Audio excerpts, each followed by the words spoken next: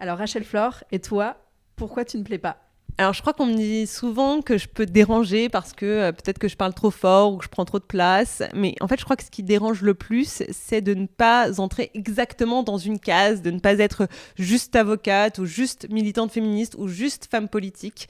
Il y a ce que Gisèle Halimi a dit un jour qui me plaît beaucoup. Elle a dit « Je ne suis pas un tiroir, je ne suis pas en cloisonnement ». Et je crois que c'est très puissant comme phrase. Et en fait, c'est ce que je ressens moi aussi. C'est qu'en fait, on peut être tout ça à la fois, on peut être et femme politique, et militante féministe, et avocate, et qu'en fait, je peux être tout ça à la fois et avoir une certaine cohérence entre ces différentes casquettes-là, et peu importe si derrière vous voulez me rentrer dans une de ces cases, vous n'y arriverez pas totalement. Aujourd'hui, je reçois une femme qui a décidé de transformer l'injustice en outil politique. Rachel Flore Pardo est avocate, militante féministe et engagée en politique. Elle se bat pour que les victimes soient mieux protégées, pour que la justice comprenne la violence spécifique faite aux femmes et pour que l'impunité ne soit plus la règle mais l'exception. C'est une voix qui dérange, qui secoue, qui dit tout haut ce que beaucoup pensent tout bas. Une voix qui n'est pas là pour plaire, mais pour faire bouger les lignes.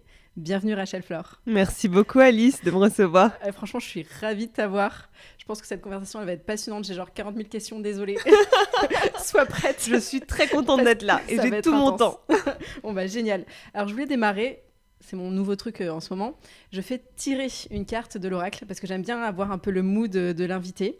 Donc je te propose, je vais mélanger les petites cartes. Je pose mon micro.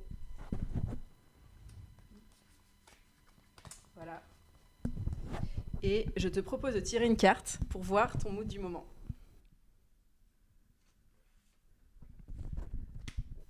Oh.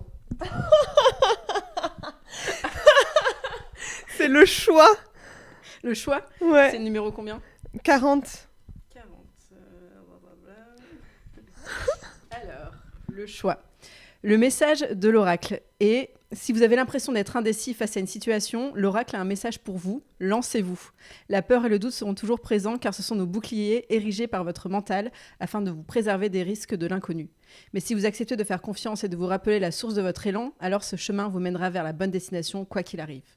Le héros est sans cesse soumis à des épreuves et obstacles dans sa quête de vérité, mais son courage et sa capacité à transcender ses peurs et démons intérieurs lui assurent la plus grande fierté. » J'ai l'impression que ça te correspond plutôt bien. Ouais, c'est beau. Non, c'est très beau. Et c'est une assez belle définition de ce qu'est le courage. Parce qu'en effet, le courage, c'est pas ne pas avoir peur, c'est la surmonter, cette peur. Et non, c'est marrant parce que cette idée de choix, cette idée d'aller vers ce qu'on veut vraiment, ça s'applique à toutes les dimensions de la vie. Enfin, moi, ça peut rejoindre des questions et des interrogations très intimes comme des choix. Plus peut-être professionnels ou des choix de carrière, mais ouais, j'aime bien cette carte, je suis contente. Bon bah cool, je suis contente que ça te parle. Et d'ailleurs, ça me fait... en ce moment, j'ai aussi une question que j'aime bien poser aux gens, parce que c'était un cheminement personnel que j'ai eu. Toi, tu te parles comment dans ta tête ? Est-ce que tu te parles bien ? Est-ce que tu t'es dur avec toi ? C'est quoi ta petite voix intérieure ? Moi, je crois que je m'encourage beaucoup. Je crois que j'ai une petite voix qui est un peu une sorte de pom-pom girl qui va me dire « Allez, on y va, etc. Tu peux le faire. » Oui, quand j'y pense maintenant comme ça, spontanément, c'est cette voix-là que j'entends. Probablement qu'à d'autres moments, j'ai aussi « Est-ce que tu es sûre que tu vas y arriver ? Est-ce que c'est pas trop dur ? Est-ce que la marche n'est pas trop haute ?» Mais à la fin, je crois que vraiment, quand je m'adresse à moi-même, c'est une voix encourageante, une voix bienveillante, une voix qui veut me soutenir, me pousser, me donner de l'élan. Je crois que c'est ça. Et ça a toujours été comme ça, tu penses ? Non, il y a des moments où, en effet, les doutes, parce que je me questionne beaucoup. Mais le moment où cette voix est la plus forte, c'est pas dans les moments où elle me freine, dans les moments de peur, mais je vais l'activer, cette voix, dans les moments de challenge, dans les événements où je vais avoir besoin de plusieurs mois, des ressources plus importantes pour affronter certaines épreuves. Et je vois les rituels que j'ai dans ces moments-là, et c'est des rituels qui donnent à cette petite voix plus d'écho, plus de force, pour justement m'en donner à moi aussi de la force pour aller les surmonter. Et c'est quoi alors tes petits rituels pour te donner de la force ? Oh là C'est très étrange. On veut les entendre. Non, alors moi d'abord, les vêtements. Okay. Compte énormément pour moi. Je vois qu'à chaque fois, c'est hyper étudié. Genre, je suis admirative et d'ailleurs, j'ai envie de m'habiller comme toi à chaque fois que je te vois.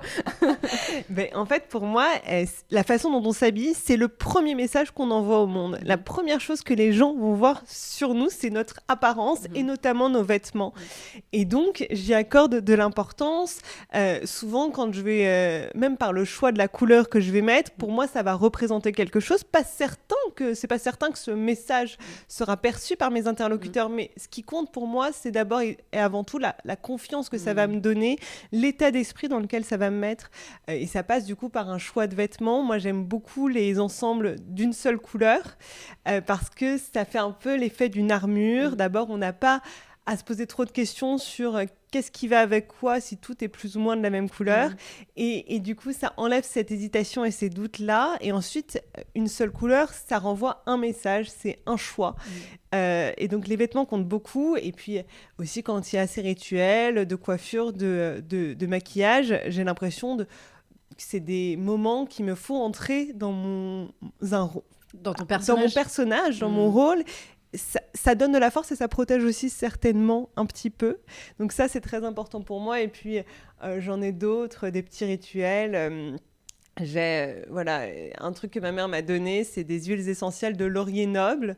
Et souvent, dans les moments où je vais avoir besoin d'un coup de boost, je vais m'en mettre sur le poignet et sentir ces huiles essentielles. Voilà. Et donc là, tu parles de personnages. Est-ce que tu penses que tu es obligé aujourd'hui d'endosser un espèce de masque dans ta vie professionnelle ou personnelle pourquoi tu es obligé d'endosser un personnage? Pourquoi tu peux pas être 100% toi-même, tu vois? Parce que je suis plusieurs choses et il y a des moments où je parle pas que pour moi. Quand on est avocat, on ne parle pas que pour soi, on parle aussi pour la personne qu'on représente, pour la personne qu'on défend. Et donc, ça nécessite de s'élever un petit peu, de faire parfois un petit pas de côté. Je crois aussi que quand on est engagé en politique, quand on est porte-parole d'une campagne, comme j'ai pu l'être notamment au moment des européennes ou après la dissolution, c'est aussi des moments où on ne parle pas que pour soi. Et je crois que moi, en tout cas, ça m'aide d'avoir ces rituels qui me font entrer dans ce moment-là où je prends la parole en cette qualité. Je comprends. Et donc toi, là, aujourd'hui, tu t'es mis en violet. Est-ce qu'il y a une signification particulière ? Écoute, je me suis posé la question et en réalité, c'est parce que d'abord, je connaissais un peu la DA de ce podcast qui est très joyeuse comme couleur avec beaucoup de rose et je trouvais que le violet allait bien. C'est aussi le violet, la couleur du logo du podcast Les œufs au frigo que je viens de lancer et puis ça me plaisait bien pour aujourd'hui. C'est aussi la couleur un peu du féminisme. Absolument, c'est la couleur du féminisme. Donc on est dans la DA quoi. On est dans ta DA, à toi Alice. Et alors... pour rebondir, quand on te voit, tu vois, moi je vois une personne qui a vraiment confiance en elle, tu vois, qui ose tout, qui n'attend pas vraiment la permission pour prendre sa place. Est-ce que tu penses que c'est quelque chose qui est inné chez toi ou tu l'as acquis au fur et à mesure du temps ? Non, je pense que c'est quelque chose que j'ai acquis, même si j'ai une conviction, c'est qu'il ne faut pas attendre qu'on vous donne le micro pour prendre la parole. Je crois que si vous avez des choses à dire, des choses à partager avec le monde, on est quand même dans un moment où les réseaux sociaux, même s'ils ont des défauts, même s'ils présentent des dangers, offrent aussi des opportunités merveilleuses pour celles et ceux qui cherchent à s'exprimer. On a tous accès aujourd'hui à une potentielle audience, et c'est quand même assez extraordinaire de s'en rendre compte, ça n'a pas toujours été le cas. Prendre la parole, c'est quelque chose que j'ai toujours aimé. Enfant, j'ai toujours aimé. C'est assez intéressant puisqu'en ce moment, on a beaucoup de discussions avec mon frère et ma sœur sur les rôles de chacun dans notre fratrie. Et c'est vrai que même dans leur perception, j'ai toujours beaucoup pris la parole.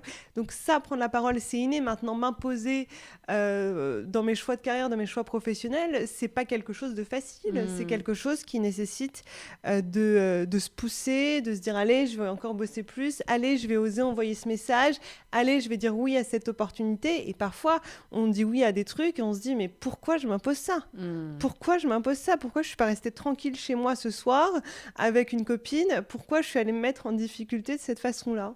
Et d'un autre côté, c'est aussi ce qui me rend fière à la fin de la journée, c'est d'être sortie de ma zone de confort et d'avoir essayé de faire plus, d'aller plus loin, de m'être mise en difficulté, parfois d'avoir raté, mais de réessayer le lendemain, quoi. Donc toi, ton moteur au quotidien, c'est quoi ? C'est de sortir de ta zone de confort. Qu'est-ce qui te donne envie ? Est-ce que tu as une rage ou une colère particulière qui fait que parce que j'ai l'impression que ta vie, c'est un combat permanent sur plein de sujets, quoi. Ouais, c'est drôle. Et on m'a déjà dit dans mon intimité que la vie, ça devait pas tout le temps être un combat. Et c'est vrai que c'est quelque chose que j'ai du mal à comprendre. J'ai du mal à concevoir vraiment. si je suis très sincère. Non, écoute, oui, je prends beaucoup de choses très intimement, je les reçois très intimement et du coup ça en fait ça suscite chez moi différents sentiments, parfois de colère, parfois d'injustice, mais en fait surtout moi j'ai une volonté, c'est d'être utile d'une façon ou d'une autre dans le monde dans lequel je suis. C'est pour ça que j'ai multiplié ces activités, ces casquettes, avocate, militante féministe, femme politique, que je m'exprime dans les médias. C'est une volonté de pas être un acteur passif de la société qui m'entoure, mais de jouer un rôle et de réussir à un petit peu impacter le monde positivement dans ce que je perçois comme étant positif. Oui, bien sûr. Et tu vois, tu t'es mis en politique très jeune, enfin, tu es très jeune aujourd'hui et tu as déjà un CV qui est hyper conséquent. Quand tu vois ça, franchement, moi j'ai dit waouh, ah ouais, tu as fait tout ça. Comment tu peux conseiller, tu vois, quelqu'un qui est jeune, mais qui ne sait pas par où commencer, qui a envie de s'engager en politique ou qui a envie de s'exprimer sur une thématique, dans une asso, ou tu vois, quelqu'un qui a envie d'être utile. Qu'est-ce que tu peux lui donner comme conseil ? Je donne le même conseil à tous les jeunes, plus jeunes en tout cas, qui viennent me voir et qui m'en demandent, faites-vous plaisir. Ne faites pas de choses parce qu'on vous a dit qu'il fallait faire cela. Ne faites pas telles études ou ne prenez pas tel job ou tel stage parce qu'on vous a dit, ah non, si tu veux arriver là, il faut absolument passer par là.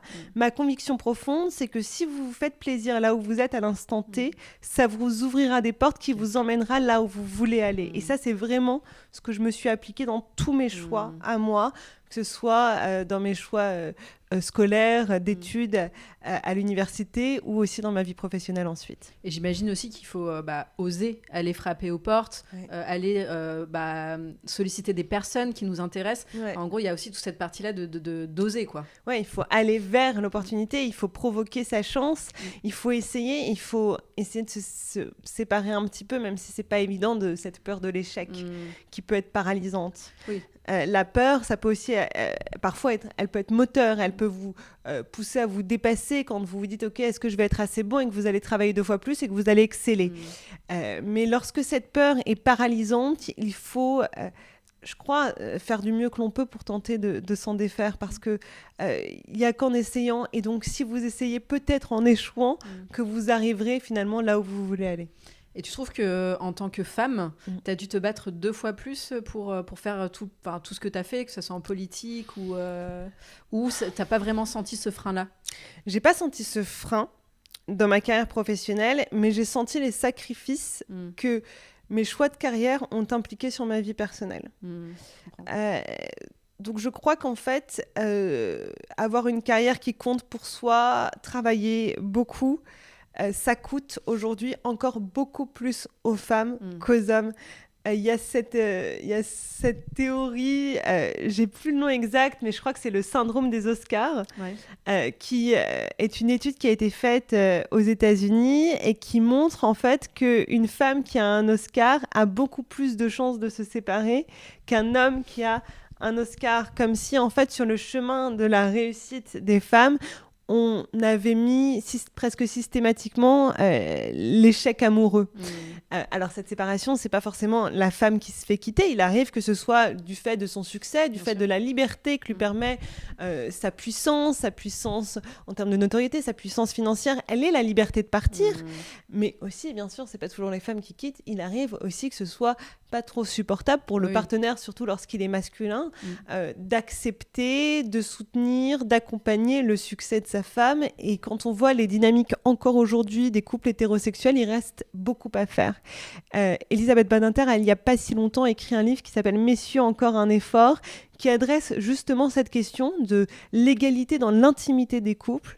Et je crois que c'est un combat que notre génération doit mener. Et quand on voit aujourd'hui l'explosion du nombre de célibataires, ça en dit long sur les incompatibilités aujourd'hui qu'on voit grandir entre les femmes et les hommes. C'est assez intéressant, c'est Vie économiste donc, qui a fait une là-dessus, là, il y a quelques semaines, qui nous dit donc qu'on n'a jamais eu autant de célibataires aujourd'hui, notamment autant de célibataires en âge de faire un enfant, donc entre 25 et 45 ans à peu près. Et en gros, qu'ils expliquent cela par plusieurs facteurs, mais notamment le fait qu'en fait, ça fait 50 ans que les femmes sont mises à faire des études, à travailler, qu'elles se sont élevées intellectuellement, professionnellement, culturellement, et qu'en fait, les hommes n'ont pas fait suffisamment d'efforts, notamment pour rattraper le retard dans la sphère domestique, et qu'en réalité aujourd'hui un décalage s'était créé, si bien que il peut y avoir, dans certains cas, une sorte d'incompatibilité entre les femmes et les hommes. En gros, c'est un peu cette phrase qu'on se dit entre copines, mais cette fois-ci, c'est Vie économiste qui le dit, les hommes ne sont pas au niveau. Ouais. Et je crois que il faut qu'ils entendent cela, qu'en fait, aujourd'hui, le féminisme, l'ère post-MeToo du féminisme, permet aux femmes, évidemment, d'exiger le consentement dans les rapports sexuels, mais aussi d'être plus exigeantes dans le couple qu'elles voudraient et dans l'égalité qu'elles recherchent au sein du couple. Et je crois qu'il est temps aussi que les hommes entendent cette exigence-là. Surtout qu'aujourd'hui, nous, les femmes gagnent bien leur vie, elles sont de plus en plus indépendantes. Donc finalement, qu'est-ce que ça nous apporte ? Enfin, bien sûr que les hommes peuvent nous apporter des choses, mais c'est pour ça qu'on est plus exigeante aussi, c'est qu'on n'a plus forcément besoin d'eux au quotidien. C'est-à-dire qu'avant, le mariage, c'était une façon pour les femmes de s'élever, d'avoir accès même à un compte en banque, d'avoir accès à un statut social. Aujourd'hui, maintenant que les femmes ont la liberté d'être seules, ont la liberté potentiellement de choisir d'être célibataires plutôt que d'être dans un couple qui ne leur conviendrait pas, eh bien, elles sont plus exigeantes sur le couple qu'elles recherchent. Et du coup, je crois qu'il faut que peut-être les hommes entendent cette exigence des femmes aujourd'hui, et je crois que le chemin pour l'égalité dans les couples doit être vraiment encore poursuivi. En tout cas, il reste beaucoup à faire. Oui, c'est sûr, et ça passe aussi par des lois, comme par exemple sur le congé parentalité, sur ce genre de choses qui va permettre aussi d'instaurer une égalité dans le couple, quoi. Oui, je crois que c'est tout à fait ça, et c'est assez intéressant, puisqu'avec le podcast Les œufs au frigo, donc, que j'ai fait avec le studio Kikina Studio, en fait, ce que j'ai réalisé en étudiant la question de la congélation d'ovocytes, ce que ça dit de nous, de notre société, de notre intimité, c'est qu'en fait, les femmes, elles ont la charge mentale contraceptive, c'est-à-dire la charge de faire en sorte qu'on ne tombe pas enceinte quand on ne veut pas d'enfant. Quand on a un enfant, les femmes ont la charge mentale de la parentalité. Dans la très grande majorité des cas, c'est encore les femmes qui portent largement cette charge, mais aussi maintenant, dans la charge mentale procréative, ce sont les femmes qui la portent. C'est-à-dire que ce sont aussi les femmes aujourd'hui, à un moment où l'infertilité augmente, où la natalité baisse, qui prennent sur elles la charge de s'assurer qu'en fait, le jour où on essaiera d'avoir un enfant, on s'est donné le maximum de chances que ça marche. Ça commence à faire un petit peu beaucoup. Oui, c'est vrai que c'est vrai que ça fait beaucoup. Bon, après, sur la congélation d'ovocytes, au final, c'est quand même quelque chose qui c'est notre corps, c'est notre horloge biologique, entre guillemets, même si je déteste ce terme-là. Et d'ailleurs, j'ai écouté l'épisode que tu as fait avec Marie-Robert sur cette temporalité qui était hyper intéressante. Comment on peut inclure plus l'homme là-dedans, finalement ? Non, mais c'est une question que je me pose, et en réalité, je crois qu'il y a une vraie méconnaissance de la société tout entière, mais encore plus des hommes, de la fertilité, de ce sujet-là. Probablement que ce sujet est aussi attaché à beaucoup de peur et d'angoisse, la peur de ne pas avoir d'enfants. Probablement que les femmes sont elles-mêmes insuffisamment formées à comment leur fertilité évolue, aux âges auxquels elles ont une fertilité plus développée et aux âges auxquels ce sera plus compliqué. Mais je crois qu'il faut absolument mieux éduquer les hommes à la réalité biologique du corps féminin. Et pourquoi toi, tu t'es emparée de ce sujet-là, finalement, de la congélation d'ovocytes ? En fait, Les œufs au frigo, c'est le titre du podcast avec Kikina Studio, et c'est aussi pour moi la question d'une génération. Je m'en suis rendu compte en en parlant avec mes amis, en voyant les réactions quand j'ai témoigné publiquement de la congélation d'ovocytes. J'ai réalisé qu'en fait, quelque chose que tu as fait. Oui, alors il y a plus d'un an maintenant, j'en ai fait congeler mes ovocytes, et j'ai décidé d'en parler publiquement parce que il s'est passé quelque chose quand je faisais ce processus, c'est qu'un jour j'étais donc à l'hôpital pour les examens de contrôle un matin, et j'ai croisé un couple d'amis. Alors, c'est pas commun, c'est vraiment le hasard qui nous a amenés à nous croiser là, à 7h du matin, qui étaient ensemble parce qu'ils faisaient une FIV. Donc, ils étaient à deux et ils avaient des difficultés pour avoir un enfant, ils étaient là pour faire une FIV. Et moi, je me suis dit, oula, est-ce que c'est pas un peu la honte d'être là toute seule ? D'être là toute seule pour faire congeler mes ovocytes ? Est-ce que c'est pas finalement révélateur d'un échec ? J'aurais pas réussi à faire à cocher ces cases qui sont encore caractéristiques d'une certaine réussite sociale pour les femmes, à savoir rencontrer à 30 ans la personne avec qui on fait des enfants et faire ses enfants sans passer par l'étape de la congélation d'ovocytes.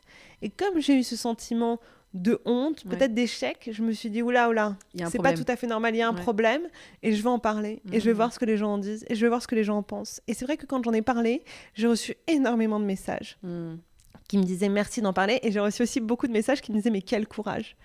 Et d'ailleurs, toi, tu as quand même énormément de combats. Tu as aussi toutes les questions de violences sexistes et sexuelles et aussi de cyberharcèlement qui a été un de tes premiers gros combats. Qu'est-ce que, dans ton histoire, pourquoi ça t'a mené à ces combats-là ? C'est une question qu'on me pose souvent et à laquelle j'ai toujours énormément de difficultés à répondre. Je ne sais pas exactement. Tout ce que je peux te dire, en grande sincérité, c'est que ça a été pour moi comme une évidence. J'ai passé le barreau au moment de MeToo. Je me suis tout de suite intéressée à quelle place la justice pouvait avoir pour mieux prendre en charge cette parole enfin libérée et peut-être mieux entendue grâce à cet élan collectif de femmes.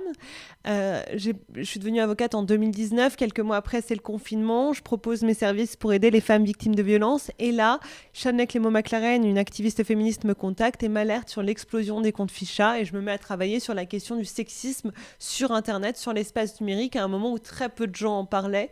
Je me souviens, on était parmi les premières à parler de cybersexisme, de cyberviolence sexiste ou sexuelle. Aujourd'hui, il y a carrément des séries qui sont faites par France Culture sur le sujet. Ça a beaucoup bougé depuis, mais c'est vrai qu'à l'époque, c'était un sujet très peu connu. Même si on sentait qu'il y avait une tendance, même si on sentait que sur Internet aussi, les femmes étaient plus victimes que les hommes, on n'en avait pas encore fait un sujet de société, ce n'était pas devenu une priorité d'action publique comme ça l'est aujourd'hui. Je crois d'ailleurs qu'il faut aller encore plus loin, mais les choses avancent et les choses ont bougé. Et en fait, ces combats-là, je m'en suis saisie, je m'en suis emparée. Ils sont venus à moi, je suis allée vers eux, et pour moi, c'était évident que je devais utiliser ma voix, ma fonction d'avocate pour tenter de les faire un petit peu évoluer comme je le pouvais à mon échelle. Donc tu t'es battue par exemple pour le cyberharcèlement, tu t'es battue aussi pour qu'il y ait l'IVG qui soit inscrit dans la Constitution. Là tu t'es battue aussi pour que les femmes qui soient victimes de violences soient accompagnées d'un avocat au moment la première fois où elles sont entendues. Tu penses qu'aujourd'hui, toutes ces questions de violences faites aux femmes, la justice répond bien ? Est-ce que ça bouge bien sur cette partie-là ? La justice répond mieux aujourd'hui aux violences faites aux femmes qu'avant. Il y a un progrès qui, je crois, quand on est sur le terrain, et notamment sur le terrain de la justice, incontestable. C'est-à-dire qu'avant 2017, aucun membre des forces de l'ordre, aucun magistrat n'était formé à la spécificité des violences sexistes, sexuelles, conjugales. Aujourd'hui, ils le sont, alors ils le sont certainement pas suffisamment, et certainement qu'on peut faire encore beaucoup plus en termes de formation, en termes de moyens, et j'aimerais qu'on fasse beaucoup plus. Mais c'est mieux qu'avant. Ce qui est terrible, et ce qui est très déprimant en ce qui me concerne, c'est que malgré ces progrès, malgré les nouvelles lois, malgré le fait qu'on ait allongé la prescription, malgré le fait qu'on ait ajouté la présomption de non-consentement à certains âges, malgré le droit à l'assistance d'un avocat, les ordonnances de protection, les pôles spécialisés, malgré tout ça, les chiffres ne bougent pas. Exactement. Voire, ils progressent. Et c'est vrai que récemment, je me suis beaucoup interrogée parce qu'au bout d'un moment, moi qui suis très optimiste de nature, j'ai commencé à ne plus l'être. Je me suis dit, mais en fait, est-ce qu'on va y arriver ? Moi, je crois que pour la justice, il faut encore investir davantage, mais je crois aussi que face à MeToo, la justice seule ne suffit pas et qu'il faut embarquer toute la société. Et que c'est peut-être vraiment là qu'on a échoué. Parce qu'en fait, la justice arrive trop tard. Et si on veut vraiment agir, protéger ces victimes, le mieux, c'est d'agir en amont et d'éviter qu'elles ne soient un jour victimes. Et évidemment, l'éducation, la sensibilisation, c'est nécessairement des choses qui s'inscrivent sur un temps longtemps subi, des siècles d'oppression, d'objectification, d'utilisation, d'abus des femmes. Mais je crois vraiment qu'on peut faire plus, qu'on peut faire mieux, que ça nécessite d'impliquer toute la société. Les associations font déjà énormément, évidemment, il faut mieux les soutenir. Les entreprises doivent jouer un rôle qui, à mon sens, est majeur. Et évidemment, l'État, l'école. Ouais. Mais c'est vrai que tu vois, par exemple, quand on voit l'affaire Harry Habitant, là, dont on parle beaucoup en ce moment, par rapport à la réaction de Brigitte Macron, ça c'est encore une autre chose. Mais c'est vrai que quand on regarde l'affaire, du côté du grand public, on se dit, mais pourquoi il y a eu un non-lieu dans cette affaire-là ? 3 fois quand même. 3 juges ont dit il n'y a rien. Enfin, il n'y a pas rien. Il n'y a en tout cas pas suffisamment de preuves. Et c'est vrai que quand une victime lit ce genre de choses, il dit mais en fait moi j'irai pas porter plainte parce qu'on me croira jamais ou parce qu'il n'y a pas assez de preuves. Alors que là en plus tu peux penser qu'il y a des preuves. Toi c'est quoi ton ressenti sur cette affaire-là ? Parce que moi ça me rend dingue. Moi, je connais pas l'affaire dans les détails. Je peux pas expliquer pourquoi il y a eu ce non-lieu, pourquoi il aurait fallu qu'il n'existe pas. Ce que je peux dire par contre, c'est que si cette affaire-là est révélatrice de quelque chose, c'est que combien, notamment parce que pendant des années, la justice n'a pas su traiter les affaires de violences sexuelles, eh bien aujourd'hui subsiste une défiance, un manque de confiance en elle quand on en vient sur ces sujets-là. En fait, ce que ça dit, les réactions, c'est notamment qu'un non-lieu, aux yeux de beaucoup de personnes dans notre société, n'a pas de valeur. Alors que c'est quand même une décision rendue par un magistrat. Et moi, ça m'intéresse de regarder pourquoi on considère que cette décision n'a pas de valeur. Je crois qu'il y a eu trop de loupés, des années de mauvais traitements. Et je crois aussi qu'aujourd'hui, réparer la confiance, réconcilier les victimes de violences sexuelles et la justice, eh bien, c'est un enjeu démocratique majeur. Parce qu'on le voit bien, chaque faille de la justice fait le triomphe du tribunal médiatique qui ne protège personne, ni la victime, ni le mis en cause, et évidemment, ni les principes fondateurs de notre état de droit. Et donc, je crois qu'il est temps qu'on investisse vraiment les moyens pour que la justice prenne mieux en charge ces affaires-là et pour réparer cette confiance. Parce que cette confiance, cette défiance fragilise vraiment notre démocratie. Et donc par rapport à tous ces chiffres, à ces affaires, etc., toi en tant que militante féministe et avocate, tu ressens pas une lassitude quand même parfois ?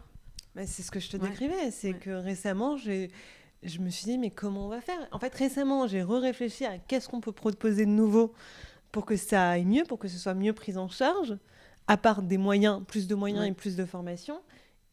Et honnêtement, à ce stade, je trouvais pas vraiment.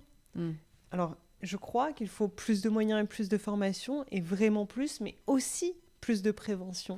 On ne peut pas juste s'attacher à comment la justice est rendue dans ces affaires-là. Il faut aussi vraiment qu'on investisse comment on prévient mieux ces violences. Et si là, tu avais une réforme à lancer immédiatement pour protéger les femmes, ça serait laquelle ? Genre si tu avais tout budget, toute possibilité, tu vois, genre ça serait quoi ton goal, quoi ? Non, moi, je crois vraiment que ce serait... Si j'avais tout budget, toute possibilité, je ferais une formation qui est beaucoup, beaucoup, beaucoup plus précise pour tous ceux qui travaillent sur ces affaires-là. Et j'augmenterais leur nombre pour que chaque femme soit traitée avec dignité. Parce qu'en fait, quand on se tourne vers la justice, on cherche à être considéré. C'est aussi ça, la réparation qu'on cherche. On cherche à être entendu, considéré. Et la considération, c'est une façon d'être accueilli, le temps qu'on vous accorde. Et j'aimerais que ce soit... une safe place. Beaucoup plus une safe place. J'aimerais qu'en fait... En effet, moi parfois quand je vois certaines victimes préférer se confier dans les médias qu'à la justice ou que dans un commissariat, je me dis waouh, on a vraiment raté là. On a vraiment raté parce que les médias, il faut pas oublier que c'est aussi violent pour les victimes. C'est pas simple. Moi j'ai des dossiers dans lesquels je vois très bien la violence que c'est des affaires qui sont médiatisées, surtout quand ça parle autant de votre intimité. Bien sûr. Dans l'affaire Harry Habitant, la victime, elle veut vraiment rester en dehors des médias. Vous imaginez ce que c'est pour elle, là, ce qui se passe, c'est un enfer. Que autant de détails de sa vie privée, de son intimité soient révélés, puisque je connais pas cette jeune femme, mais j'imagine que ses proches savent qui c'est, elles la reconnaissent dans les détails, dans la façon dont on parle d'elle. Vous imaginez la difficulté. Hyper violent. Donc, il y a en effet beaucoup de travail à faire. Et donc, toi, tu es quelqu'un qui est quand même très, très engagé sur plein de sujets différents. C'est quoi la critique la plus injuste que tu aies reçue à cause de ton engagement ? Honnêtement, là, tout de suite, je ne saurais pas te la formuler comme ça, mais je crois que c'est surtout une critique liée à la légitimité du fait de la jeunesse. D'ailleurs, moi, j'ai pris la parole publiquement assez tôt, assez jeune. T'avais quel âge quand tu as démarré ? Écoute, moi, je suis devenue avocate en 2019. J'ai commencé vraiment à prendre la parole publiquement au sujet des comptes Ficha en 2020 et c'est allé en s'accentuant. Donc, en 2020, j'avais 27 ans. Ok, ouais, t'étais jeune. J'étais jeune et je me souviens à l'époque, je me vieillissais beaucoup. Je cultivais une certaine ambiguïté sur mon âge. Je répondais pas exactement à la question. Donc tu sentais que tu avais besoin, entre guillemets, de te vieillir pour être légitime à prendre la parole ? Ouais, exactement. Je sentais qu'en fait, en fait, notre société a encore du mal à faire confiance à des gens trop jeunes. Et je sentais que j'étais encore trop jeune pour que certaines personnes puissent me considérer comme étant légitime à prendre la parole, alors même que notamment je parle du cybersexisme et des cyberviolences sexistes et sexuelles qui sont des sujets très modernes, en lien, et peut-être des sujets sur lesquels, notamment aussi du fait de ma jeunesse, j'avais une meilleure connaissance et une meilleure compréhension des enjeux, et pourtant, je crois que c'était quelque chose qui pouvait m'être reproché. Et puis voilà, donc je me vieillissais, je cultivais une ambiguïté sur mon âge, dans l'apparence physique aussi. Je cherchais probablement à me vieillir à travers mes vêtements, à travers le maquillage, à travers la coiffure. Et puis finalement, j'ai pris confiance et au bout d'un moment, je crois que c'est vers 29 ans ou quelques mois avant d'avoir 30 ans, que j'ai laissé tomber tout ça et que je suis retournée Oui, t'es sans mon vrai âge. Ta vraie personne. Ma vraie personne. Et moi, ce que j'adore chez toi, tu vois, c'est que ce que tu disais, tu rentres pas dans les cases. C'est-à-dire que tu te crées ton propre métier aussi au final, tu vois, d'avocate, de militante, de politique, maintenant même avec ton podcast. Ouais. Donc en fait, il y a rien qui t'arrête, t'oses tout, tu vois. Ouais, le podcast, si... c'était un vrai truc, parce que le podcast, je m'exprime vraiment différemment d'avant, en fait. Je m'étais jamais exprimée comme ça, en réalité. Parce que jusqu'à présent, j'avais surtout pris la parole comme avocate sur des sujets graves. Donc, avocate, d'abord, c'est une fonction sérieuse. Sur des sujets graves que sont notamment les violences sexistes et sexuelles. J'avais aussi pris la parole comme femme politique, en tant que candidate ou porte-parole de campagne. Et là, en fait, dans le podcast Les œufs au frigo, j'aborde un sujet qui me touche intimement, qui touche vraiment à ma condition de femme de 32 ans en 2025. Et en fait, je parle différemment et je m'autorise à montrer au monde un peu plus de ce que je suis. Oui. Et de ce que je suis moi vraiment. Et donc, c'était pas évident. J'avais peur aussi de comment ce serait accueilli, de si ça allait me retirer par ailleurs de la crédibilité ou de la légitimité, parce que, évidemment, je continue à parler au quotidien dans ma vie d'avocate de sujets graves et sérieux. Et je crois pas.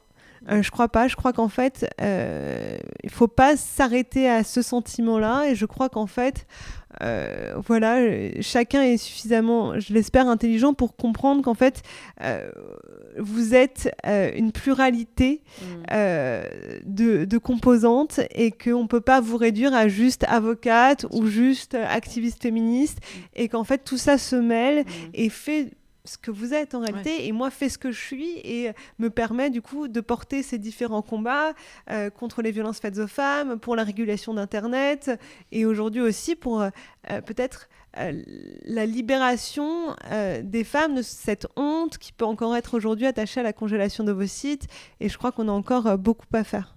Et au final, c'est quoi toi ton rapport au regard des autres ? Ouais. J'ai l'impression, tu vois, est-ce que c'est quelque chose qui va t'arrêter ou tu vas y penser mais tu peux en faire fi ou tu vois ça compte en tout cas, ça c'est clair. Ça compte, je suis attentive au retour, à comment ce que je dis, ce que je fais est accueilli. Est-ce que c'est accueilli positivement ou négativement ? Est-ce que c'est compris aussi ? Parce que être compris des autres, c'est pas forcément naturel. J'y suis très vigilante. Genre, est-ce que le regard des autres, ça peut t'arrêter pour entreprendre quelque chose ou c'est pas vraiment un frein ? Non, en fait, ce qui va pouvoir m'arrêter, c'est comment, si je fais ça, le regard des autres, parce que j'ai fait ceci, va me bloquer dans d'autres choses que je veux faire. Voilà, j'ai longtemps eu envie, et peut-être que je ferai un jour, mais de monter sur scène dans du stand-up. Ah, génial. Mais ça, ce sera peut-être plus tard, dans une autre vie, parce que je crois qu'aujourd'hui, ce serait pour le coup trop difficile à comprendre et à mettre en lien avec mes autres façons de prendre la parole. Okay. Donc aujourd'hui, c'est un rêve, c'est quelque chose que tu as envie de faire. Un rêve, je n'irai pas jusqu'à dire rêve, c'est quelque chose qui m'attire. Ok, qui t'attire. Mais c'est pas pour maintenant. Mais c'est dans ton histoire de cohérence, tu dis c'est pas le bon moment en tout cas. Mais en fait, je veux pas que ça vienne fragiliser ma parole comme avocate ou comme femme politique, et je crois que aujourd'hui ça le ferait. C'est quoi ta plus grande ou petite d'ailleurs victoire qui t'a marqué le plus ? Dans tout ce que tu as mené. En vrai, changer la loi avec Karen Noblinski pour inclure le droit à l'assistance d'un avocat, c'était un grand moment. C'est énorme. C'était un grand moment pour moi. Ça passe. Comment tu fais pour... c'était quoi ton travail derrière, tu vois, En fait, comment ça s'est fait ? Alors, il y a eu le mouvement Double Peine lancé notamment par Anna Toumazov en 2021, en octobre 2021. Suite à cela, avec Karen Noblinski, on prend la parole, on écrit une tribune et on appelle à ce qu'en fait, la justice s'arme mieux pour éviter l'aléa judiciaire dans les traitements des affaires de violences sexistes et sexuelles notamment, mais pas seulement.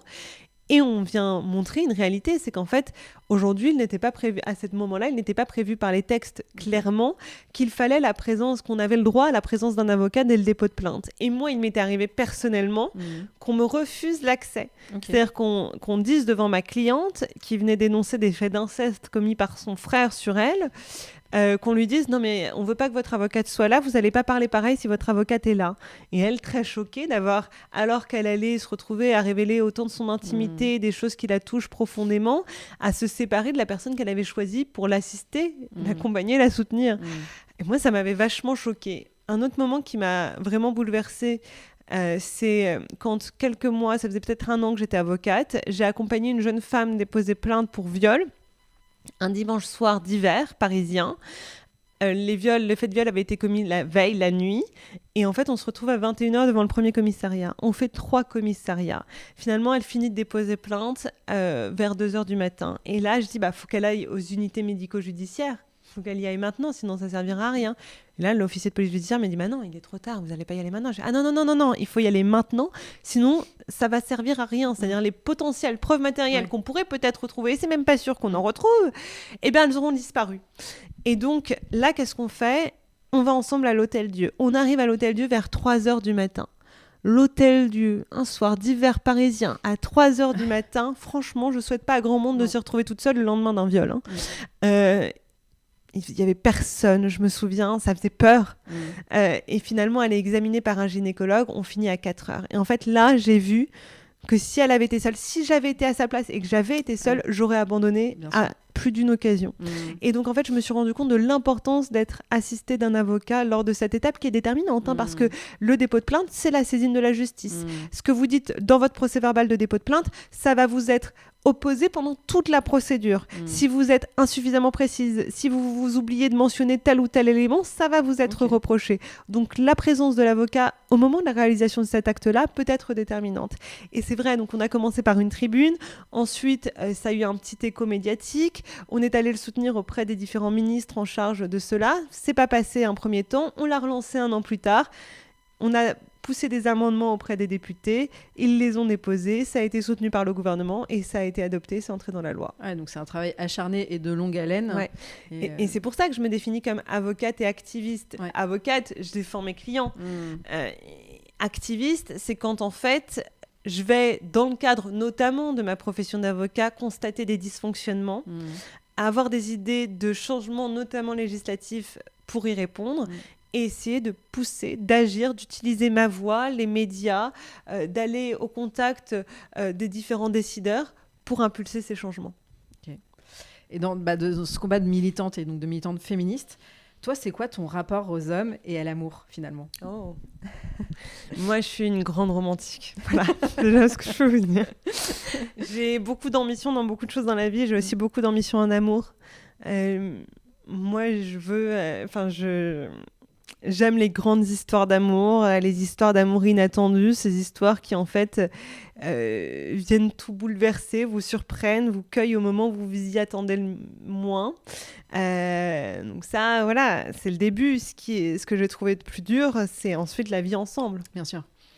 Et ça, je trouve ça très difficile. Et je trouve en effet que c'est certainement aujourd'hui particulièrement difficile pour les femmes qui tiennent à leur carrière, qui tiennent à laisser suffisamment de place pour atteindre leurs rêves professionnels, s'épanouir dans cette partie-là de leur vie.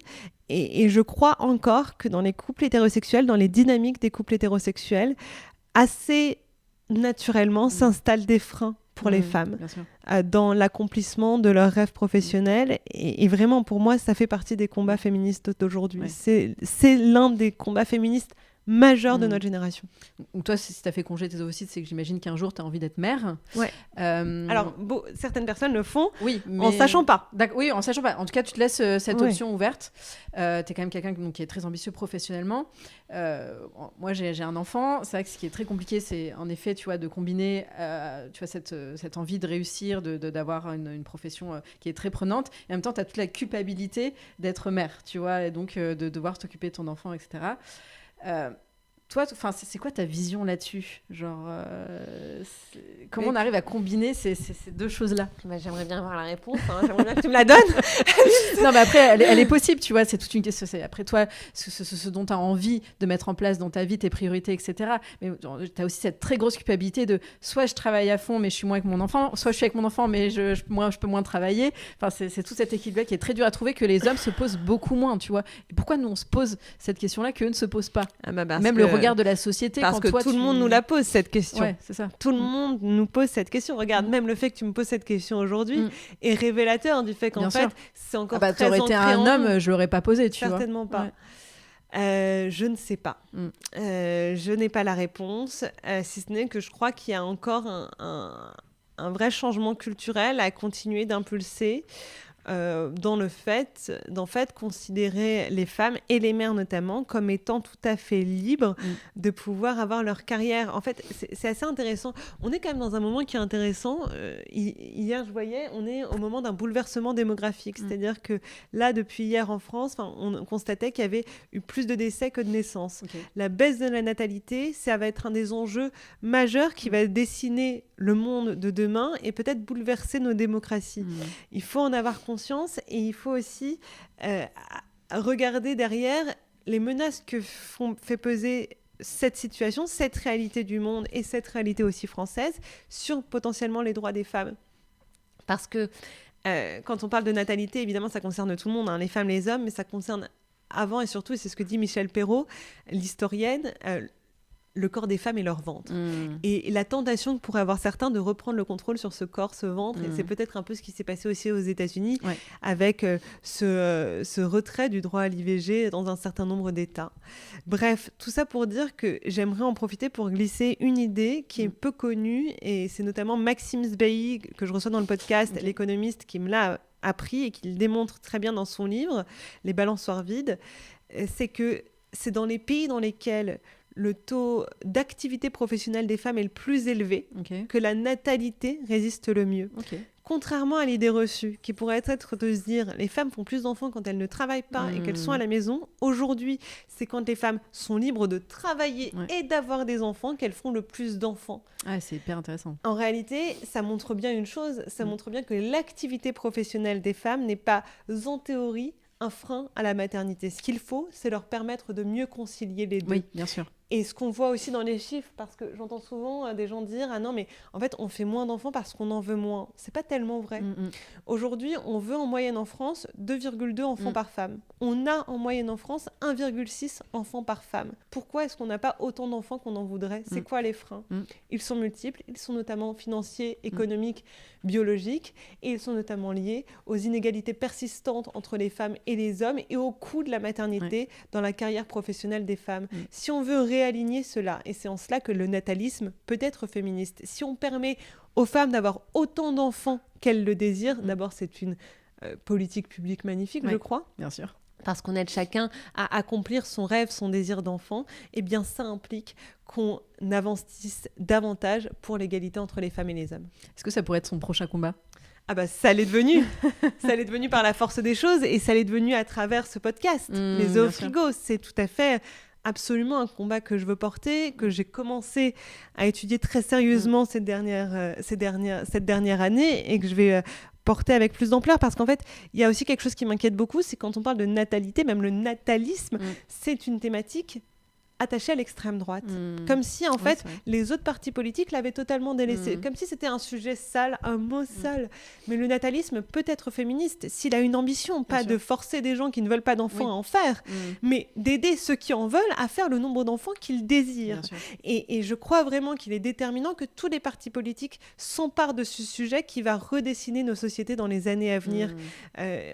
J'écoutais ce matin un interview de Margaret Atwood, donc l'autrice canadienne de La Servante écarlate, The Handmaid's Tale, et qui aujourd'hui a publié sa biographie, et qui en effet, il y a, je crois, en 1985, je crois exactement, avait publié cette dystopie d'un monde à l'infertilité généralisée où les femmes ne sont plus que des ventres qui servent à procréer.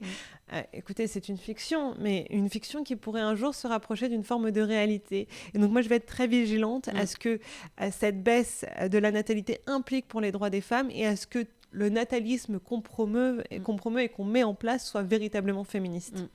Écoute, c'est hyper intéressant de le voir sous cet angle féministe qui est en effet souvent plutôt porté par l'extrême droite et donc pas forcément positif dans la tête des gens. Et j'ai une dernière question pour toi. Finalement, c'est quoi ta définition de la réussite ? Pour toi, c'est quoi réussir ?